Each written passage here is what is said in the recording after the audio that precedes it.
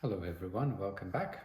As you should know, I'm JJ and I'm a registered dietitian as well as a public health professional, and I've got extensive knowledge in naturopathy, herbalism, natural remedies, and things like hydrotherapy as well. So today's topic is going to be iron.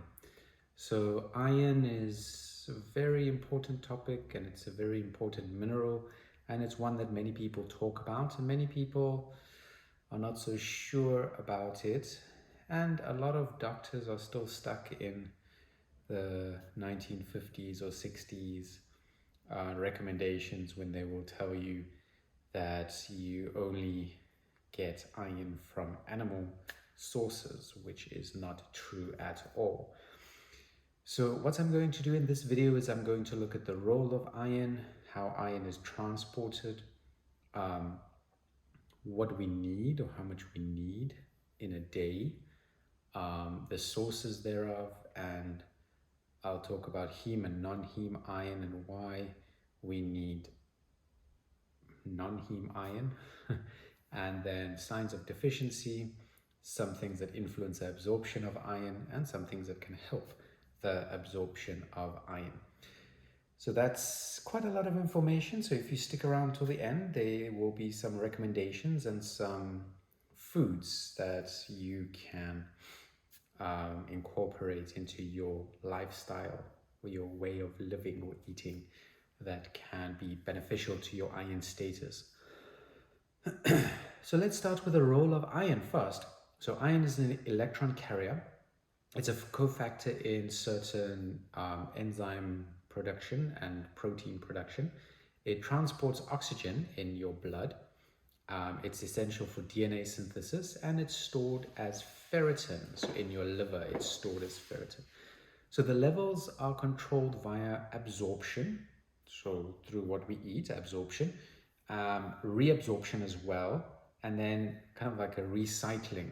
So from dead skin cells or recycled cells in our bodies, we get the heme iron from recycled cells.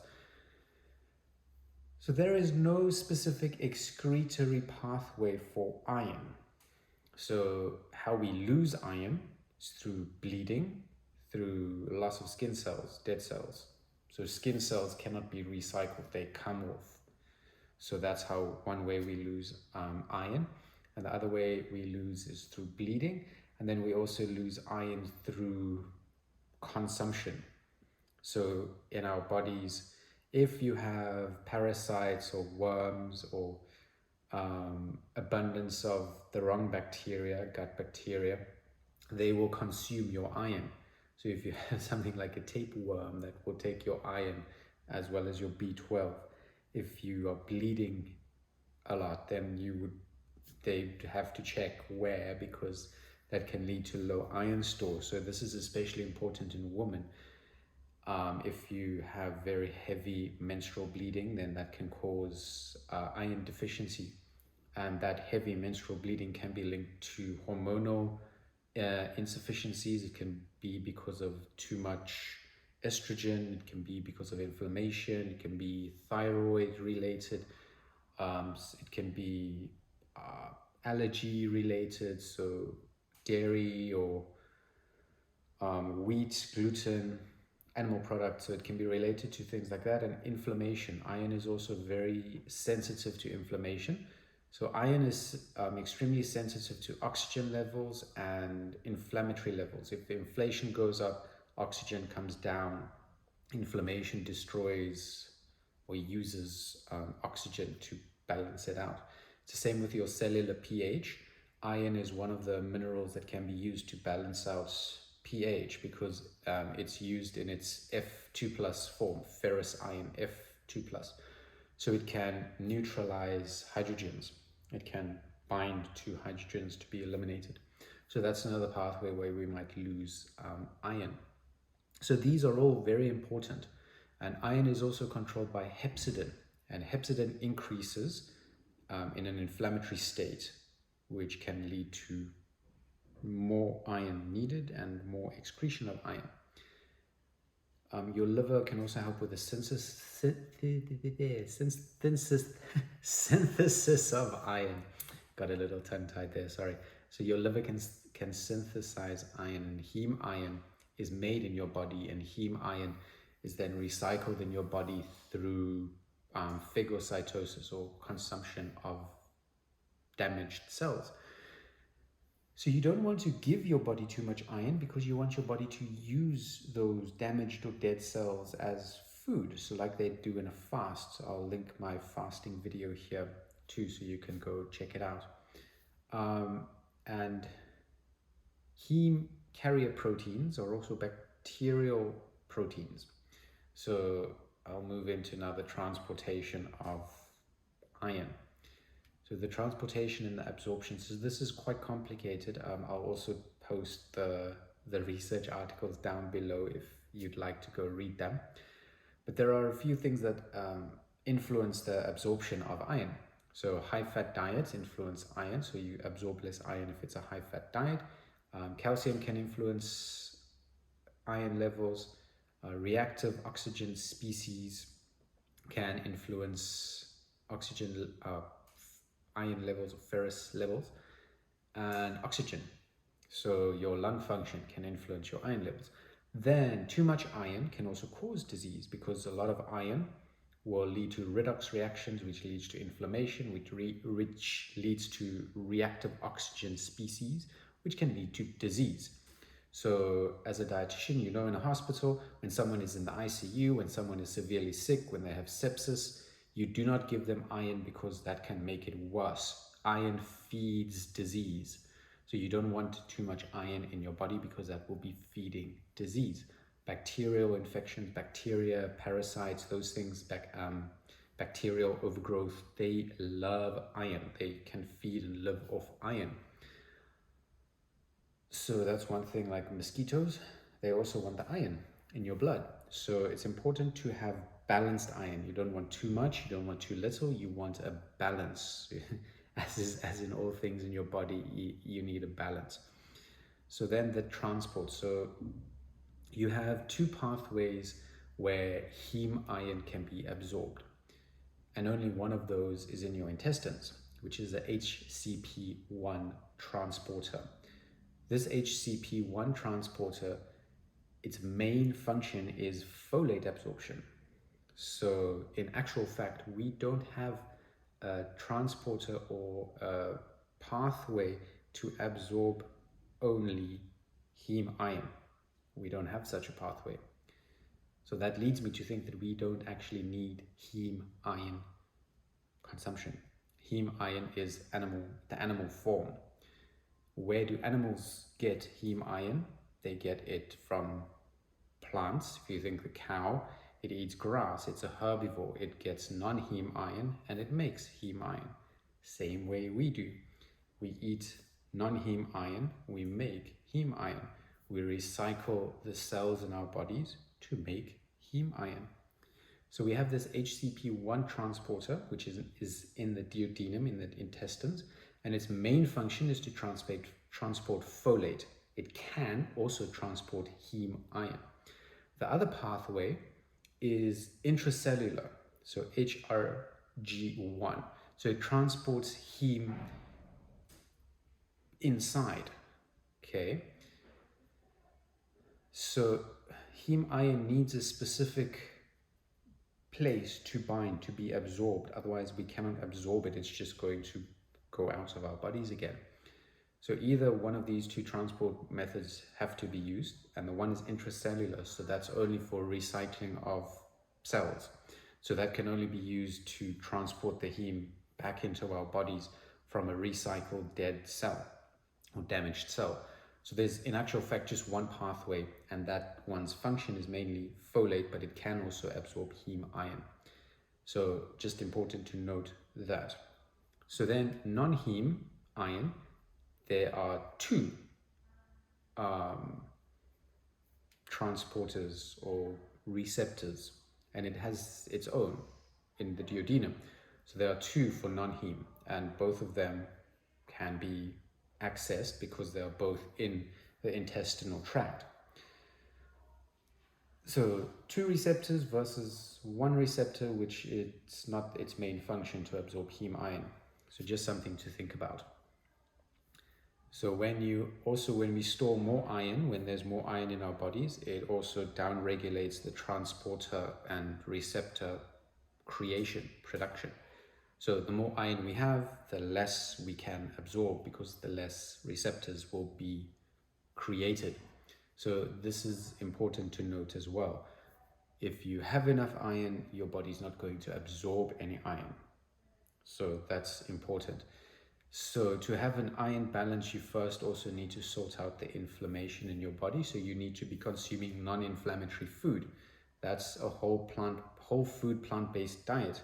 Fruits, nuts, seeds, legumes. Inflammatory foods are animal products, processed products, high-fat products, saturated fats. Those are inflammatory foods. So as soon as you can get rid of those, then you'll see that you will have a better balance of iron in your body. So as I mentioned, things that influence the transport of iron, high fat, calcium, your inflammation, and all 3 of those are found in animal products. It makes you think a little bit. What helps iron to be absorbed? Vitamin C. What is vitamin C rich? Fruit, vegetables, mainly fruits and vegetables. What is vitamin C deficient? Animal products. So there's this part that doesn't quite link up. People will tell you you need to eat animal products for iron, but that iron is not as well absorbed. You don't really have a transport or receptors to absorb it, although it can be absorbed, and you don't have the vitamin C, which helps absorption.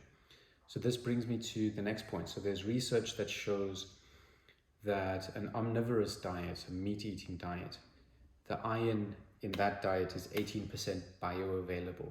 In a vegan plant-based diet, it's 10% bioavailable.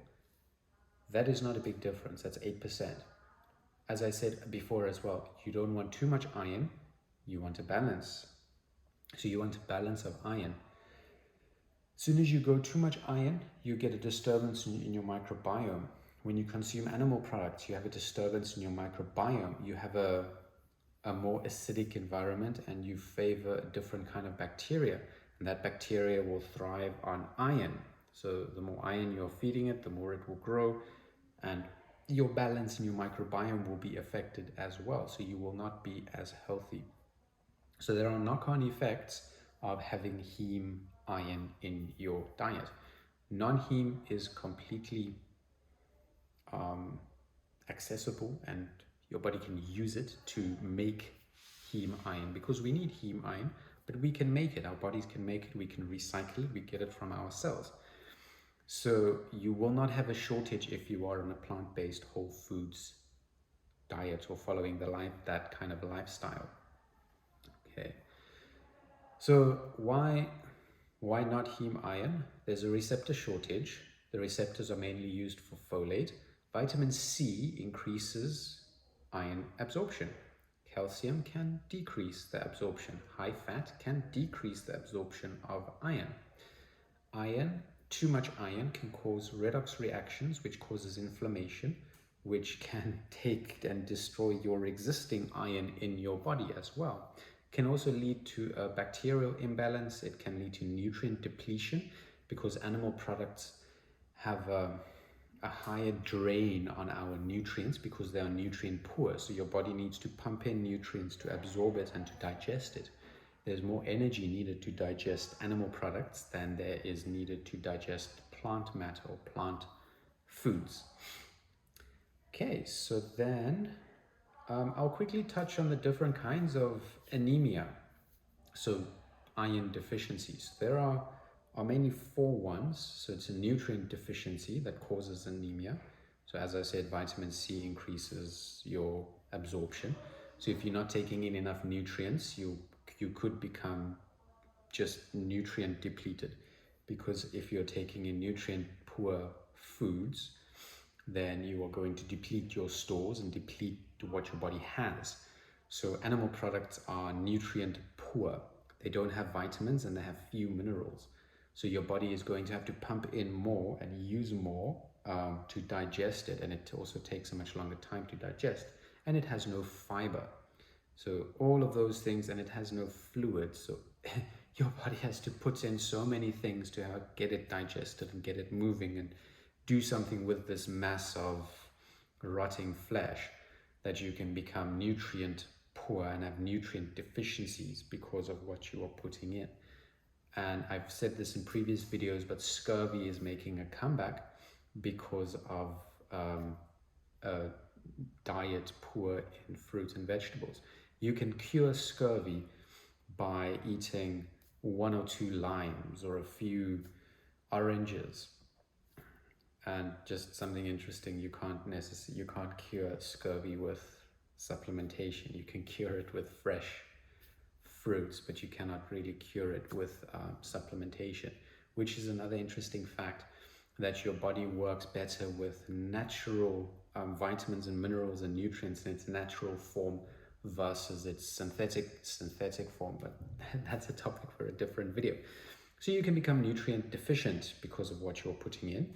Megaloblastic anemia, which is a vitamin B12 or folate deficiency. Sickle cell anemia, which is a genetic problem with the shape and the way in which your blood cell works. So there's no space for iron to attach.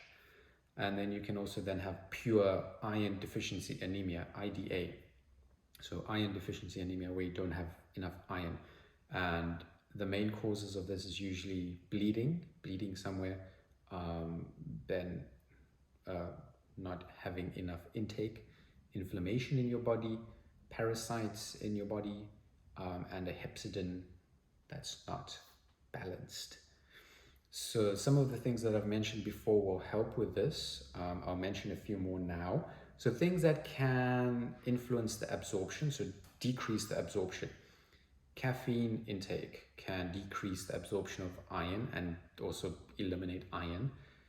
Tannins also decrease the absorption, so things like phytates, oxalic acids, calcium, magnesium, and phosphates. So some of those can also inhibit the absorption, and that is if it is not bound or connected to fiber. Fiber is this wonderful thing that stops nutrients from interacting with each other too much. It kind of separates them. It's like a parent separating two children that are fighting.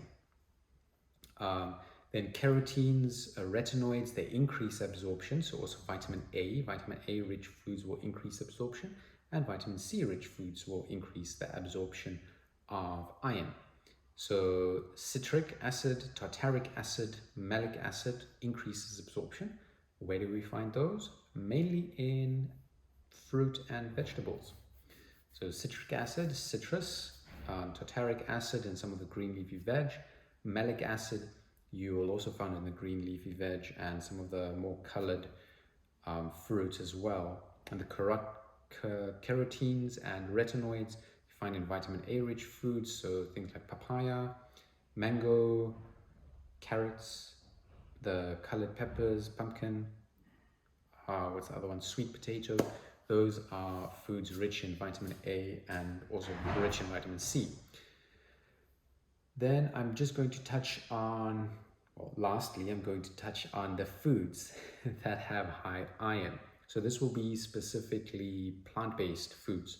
So lentils, especially the red or orange colored lentil.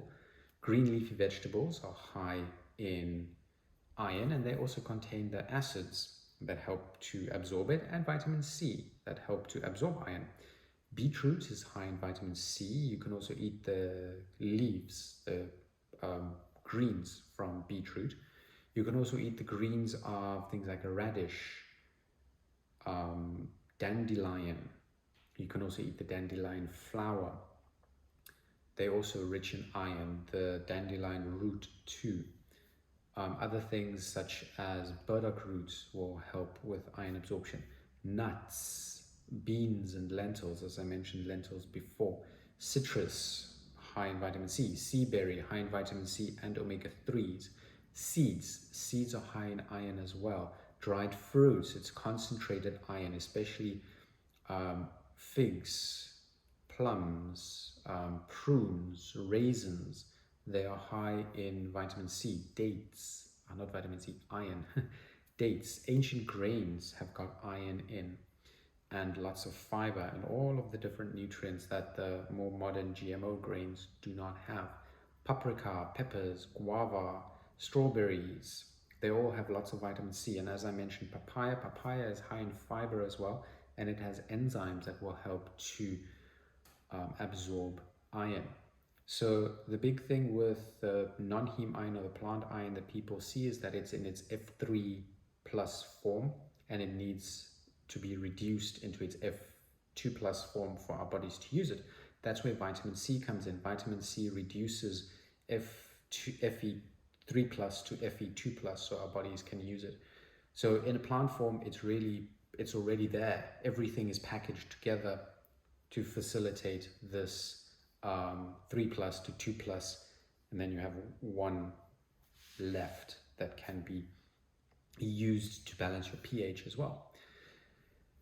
So this is really simple from my perspective. You can still get a lot of iron, and your non-heme iron can make heme iron, because iron is being recycled in your body through the phagocytosis, or the recycling of damaged cells, which is also making you healthier. So just finally, to cover some of the signs of deficiency, decreased energy, very white eyes, you have white nail beds as well. If you press on your nail like this, you'll have very slow capillary refill. You can have neurological dysfunction, your brain is working a little bit slowly. You can have increased breathing because you have increased need of oxygen and moving it. Inflammation in your body can lead to more iron needs, or tell you that you're deficient. And loss of pallor, so very pale looking person. So those are some of the signs of deficiency. So I hope this has helped. Please contact me if you need some more information, need more help. As always, to God be the glory, and stay healthy.